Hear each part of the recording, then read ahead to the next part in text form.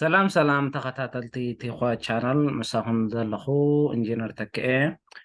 ኣብዚ ቲኳ ቻናል ትምህርቲ ናይ አይቲ ከም ዝጀመርና ኣብ ዝሓለፈ እውን ሓቢረ ነይረ ኣብ ዝሓለፈ ግዜ ትምህርቲ ናይ ቪድዮ ኤዲቲንግ ቀዳመይቲ ቪድዮ ዘርግሐ ነይረ ናይ ቪድዮ ኤዲቲንግ መጀመርታ ማለት እዩ ቀፂለ እውን ድሕሪኡ ቀዳመይቲ ቪድዮ ብዛዕባ ዌብ ዲቨሎፕመንት ናይ ኤችቲኤምኤል قدامي فيديو ونزرق حناري لو معالت ها ايميج اديتين بزعبا اب فوتوشوب كرياكم خفتني قدامي فيديو ناي ايميج اديتين يا مالتي زيانا لو معالتي سلازي كسام مطرشتا اتكاتاتلوني نتتمرت خا بكبو اترتو تصفالني سلازي اب تتمرت خبلكم مجمرتا فوتوشوب متصعنايا مصعنا ابزي ستارت تريو لهم ابزي ستارتي نطوق مستوقنا مزيان بروجرام صرحنا معناته نعمل ابزي ويندو 10 تتقمن تلهم معناته نزيها كم زي غيركم ابزي نزيها سلايد غيركم تاع فوتوشوب دريهم ترخبوها معناته سلازي انا تاي ابزي ازال اب ويندو 10 دحر اب ويندو 7 ويكا اب ويندو 8 اب ويندو 7 اكشوالي أزي أستارتي ناي ويندوز 7 مستوقنا أول بروجرام سدبل لنا أو نطوق مالت شعو مسألة تصارحنا مالت أو ويندوز 10 جن أبزي تصارحنا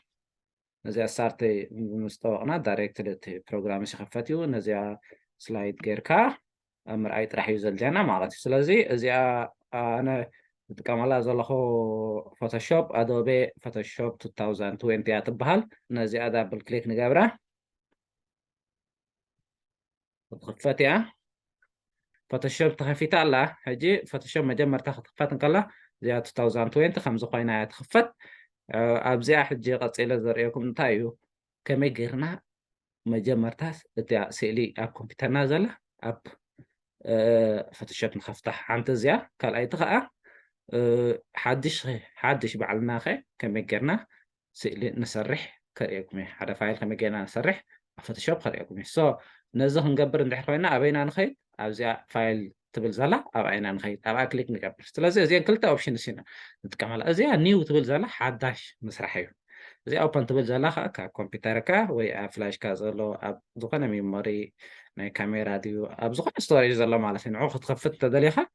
ما فوتوشوب إديت تقبرن تدريها نتكمل أوبشن يا مالتي سلازي أنا مجمرته زي حداش خريكم يا دحريو خاص إله كم كنا خب كمبيوترنا نأتون خريكم يا مالتي سو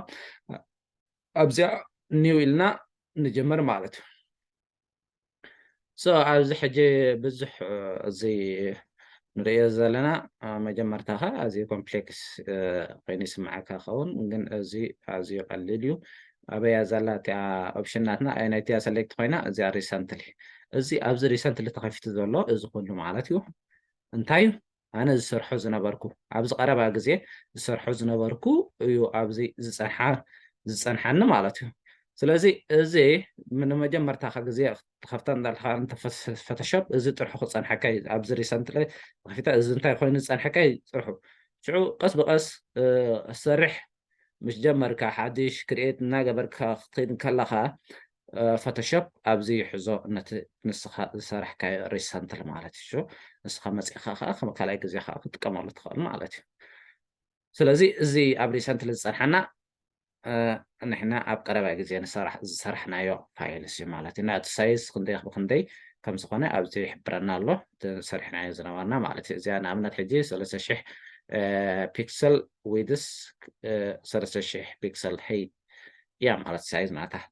إذا كله سايز ناته يحبرنا له قصرتات تريوان تحرى لهم قينكم كله ديالو أبزي قصر سايز يحبرنا مال سايز ناته فايل سرحة زنبرات مالتي أبزي أنت خدنا خا سيف جبر كاي أنت له أبزي صنحة كابعت أنا سيف أي جبر كون أبزي ولا حنتي ولا مالك أبزي أفتو خا سئلي زخون نحرقينه بريسيت سألني زين بريسيت يوم حدث أوريد دلوز وأنا سايز نسئلي نفوتو دلوز وأنا سايز على النابز مالك ديفولت فوتوشوب سايز حجي خندي شو عدت إنشي ويدس ب 5 إنشي هي مالتي إذا ديفولت ناي فوتوشوب لاندسكيب خا 3 إنشي ب 3 إنشي هي مالتي 3 إنشي ويدس مالتي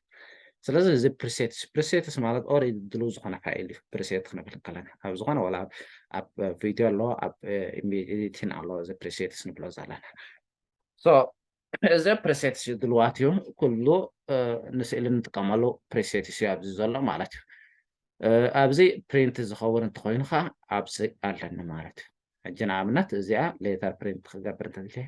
ክንደይ ብክንደይ 8.5 ኢንች ዊድስ هيت ከዓ 11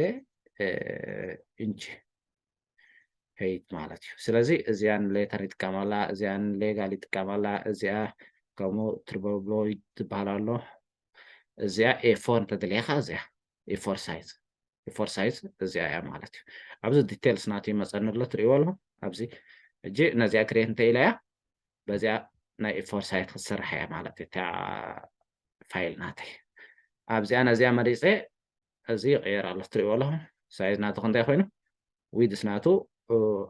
105 هيت ናቱ ከዓ 148 ሚሊ ሜትርስ ማለት እዩ ስለዚ እዚ ክሪኤት እንተኢለዮ ሕጂ በዚኣ ሳይዝ እዚኣ ትስራሕ ማለት እዩ ስለዚ እዚ ኦልሬዲ ድልው እዩ ኣብዚ ኩሉ ዝኾነ ሴቲንግ ዝቀይረ የብለ እንድሕር ክቀይረ እንተደልየ ክቀይረ ክእል እየ እቲ ኤዲታብል ማለት እዩ ኤዲት ክንገብረ ንኽእል ኢና ማለት እዩ ከምዚ ጌርና ኣብና እዚኣ ከምዚኣ ገይረ 72 ገብራ ክእል ሽዑ ክሪኤት እንተኢለ ከምዚኣ ፃዕዳ ፋይል ትስርሓለይ በዚ ሳይዝ ናታ ኣብዚ ዘሎ ሪዞሉሽን ናታ ኣብዚ ዘሎ ከለር ሞድ ናታ ኣብዚ ዘሎ ክሪኤት እንተኢለያ ብከምኡ ይስራሕ ማለት እዩ ተረዲኹምኒ እንድሕር ኣብዚ ዝኾነ ከዓ ኣብዚ ከዓ ክንቀይር ንኽእል ኢና እንዳሃ ክንሪኦ ኢና እዚ ፕሪሴትስ እዩ ናይ ፕሪንት ማለት እዩ ኣብዚ ዘሎ ፕሪንት ንገብሮ ኩሉ B4 ኣሎ ኣብዚ B3 ኣሎ ዝኾነ ፋይል ዝደልካዮ ኣሎ ማለት እዩ ኣብዚ ኣርት ኤንድ ኢሉስትሬሽን እውን ከምኡ ዓይነት ፕሪሴትስ ኣለና ድልው ዝኾነ ሳይዝ ናቱ ኣለኒ ማለት እዩ ናይ ዌብ እንተኮይኑ ከዓ ኣብዚ ናይ ዌብ ኣለኒ እዚአን ማለት እዩ ናይ ሞባይል ሳይዝ እንተደልየኻ ከምዚ ናይ ሞባይል ስክሪን ሳይዝ እንተደልየኻ ልክዕ ኣብዚ ኣሎ ማለት ናይ ኣይፎን ኤክስ ሕጂ ክንሪኦ ኣለና ክንደይ ብክንደይ እዩ 1125 ፒክሰል ዊድስ ናቱ هيت ናቱ ከዓ ክንደይ 2436 ፒክሰል ማለት እዩ እዚ ብኣይፎን ኤክስ እንድሕር ሰሌክት እንተገይረዮ ከምዚኣ ሴቲንግ ናታ ኣብዚኣ ይመፀኒ ኣብዚኣ ሽም ክህባ ክእል ኤዲት ገይረ ነዚኣ ሽም ናይታ ፋይል ይህባ ሽዑ ክሪኤት ምባል ጥራሕ እዩ ተረዲኹምኒ ኣብዚ እውን ፊልምን ቪድዮን ዝኾነ ዝኸውን ናይ ፊልምታት ናይ ቪድዮ ፕሪሴትስ ኣሎ ማለት እዩ ኣብዚ ቪድዮ ናቱ ሳይዝ ናቱ ኣብዚ ፕሪሴትስ ኣሎ ማለት እዩ ነዚኣ እንተመሪፀ ሕጂ ንኣብነት ኣብዚ ይመፀኒ ማለት እዩ ክንደይ ብክንደይ እቲ ሪዞሉሽን ናታ 72 ኣሎ እዚ هيت ናታ ክንደይ ኣሎ ክንደይ ፒክሰል 1080 ዊድስ ናታ ከዓ 1920 ማለት እዩ ስለዚ ነዚኣ ክሬት እንተገይረያ ከምኡ ዓይነት ቪድዮ ይስራሓለይ ማለት እዩ ስለዚ ኣነ ቪድዮ ኣብዚ ከሪአኩም ኣይደለኹን ኣለኹ ቪድዮ ኣብ ፕሪመር ፕሮ ኢና ክንሪኦ ናቱ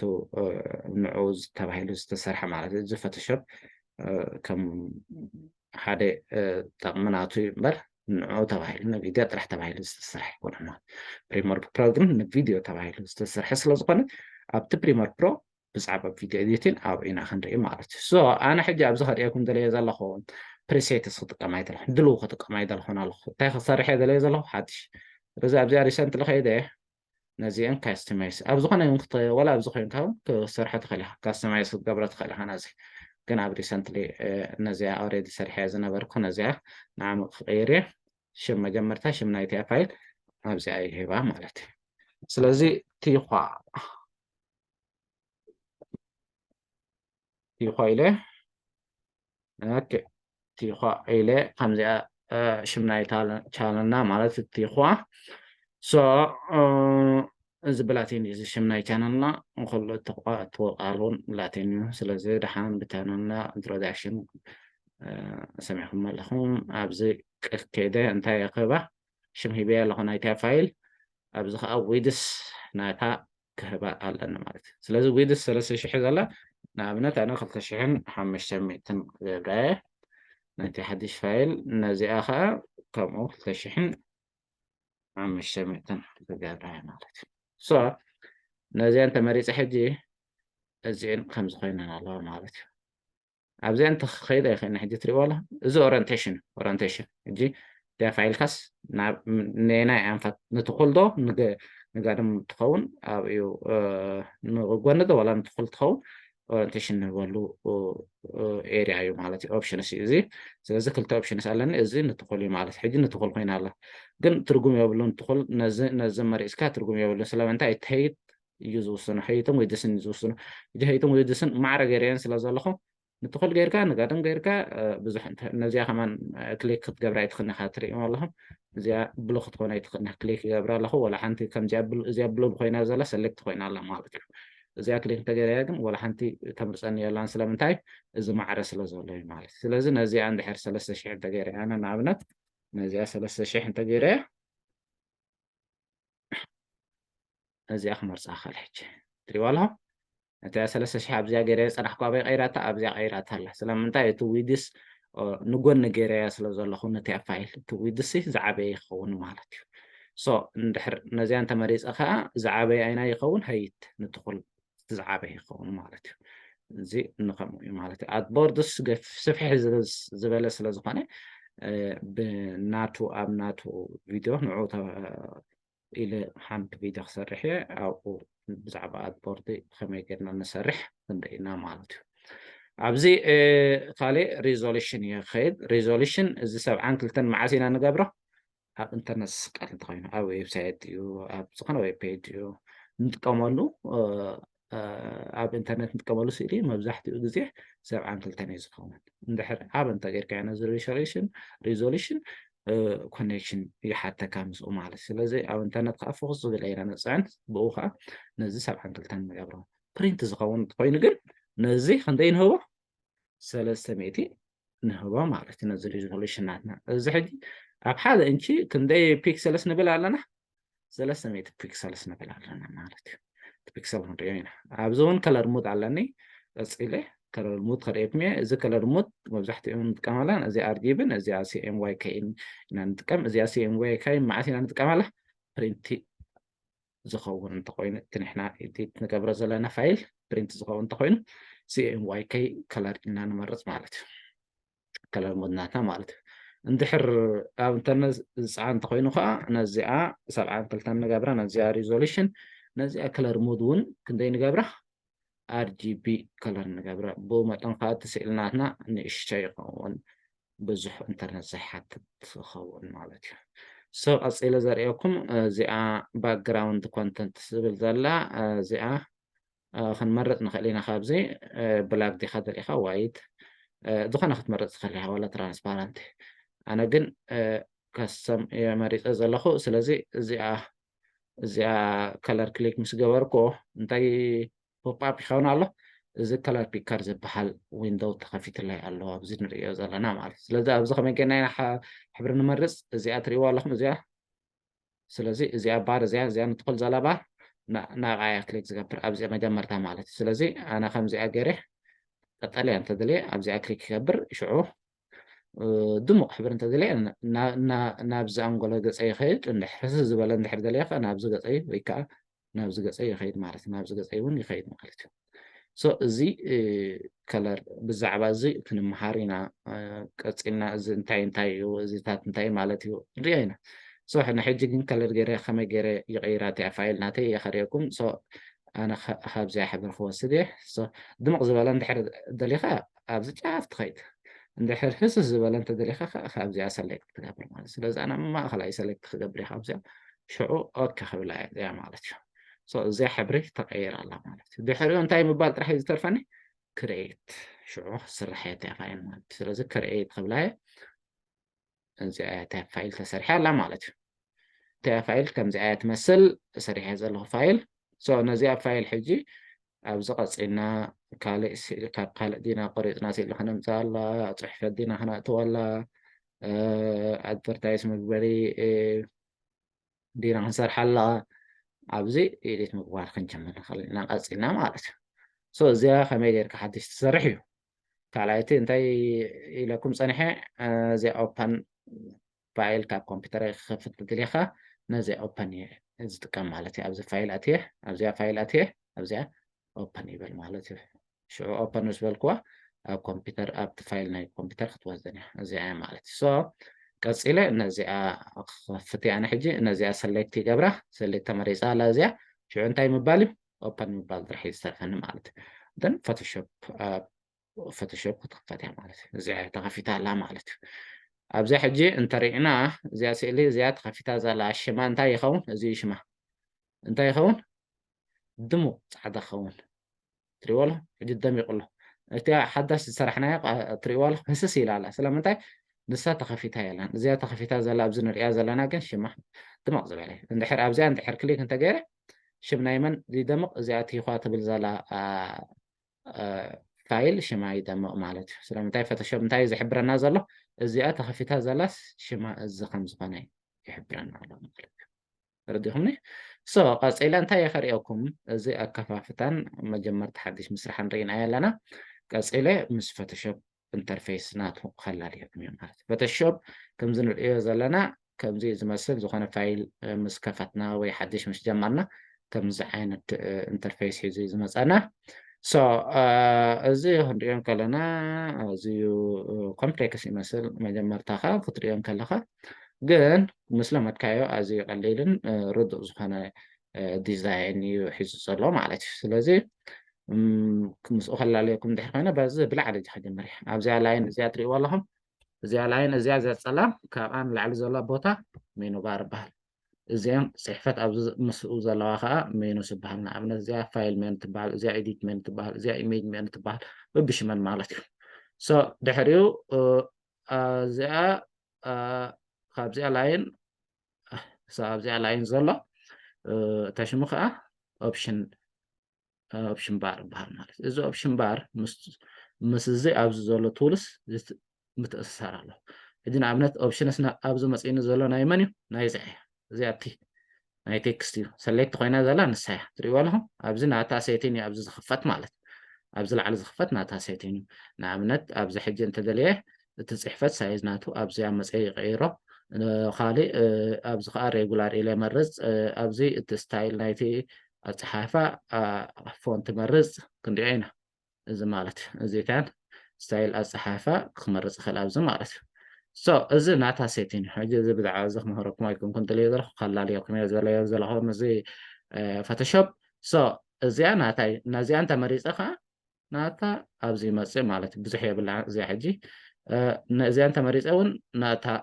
ሴቲን ኣብዚ ኦፕሽን ሜኑ መፀኒ ማለት እዩ ስለዚ እዚ ኦፕሽን ሜኑ ሴቲን ናይ መን እዩ